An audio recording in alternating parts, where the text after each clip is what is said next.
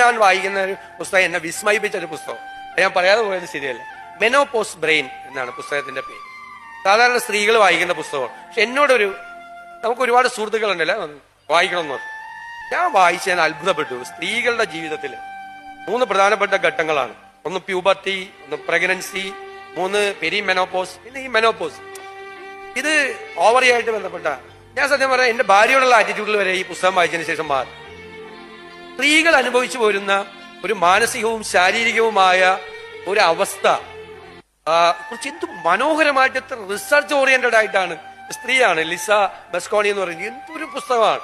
ഞാൻ ഇപ്പൊ നമ്മള് സ്ത്രീകളോട് വളരെ ബഹുമാനത്തോടും ആദരവും കുറെ കൂടെ സ്നേഹവും, അവരുടെ സങ്കടങ്ങൾ, എത്ര വിഷമത്തിൽ കൂടിയാണ് അവർ പോകുന്നത് എന്നൊക്കെ നമ്മളെ ചിന്തിപ്പിച്ച ഒരു പുസ്തകമാണ്.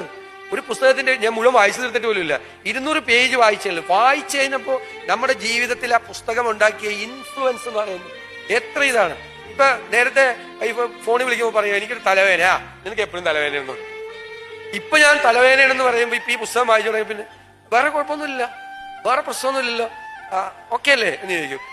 1 മണിക്കൂർ കഴിയുമ്പോൾ ഞാൻ വിളിച്ച് നിന്റെ തലവേദന മാറിയോ എന്ന് ചോദിക്കും. അപ്പൊ ഒരു പുസ്തകം, ഞാനൊരു ഉദാഹരണം പറഞ്ഞാണ്, ഞാൻ വായിച്ചു തീർത്തിട്ടില്ല സത്യമായിട്ടും, വായിച്ചു തീർക്കാതെയാണ് പറയാം, കുറച്ചുകൂടി ഉണ്ട് വായിക്കാൻ. പുസ്തകം നമ്മളെ എത്രമാത്രം ഇൻഫ്ലുവൻസ് ചെയ്യും. ഒരുപാട് പുസ്തകങ്ങൾ വായിക്കുമ്പോഴോ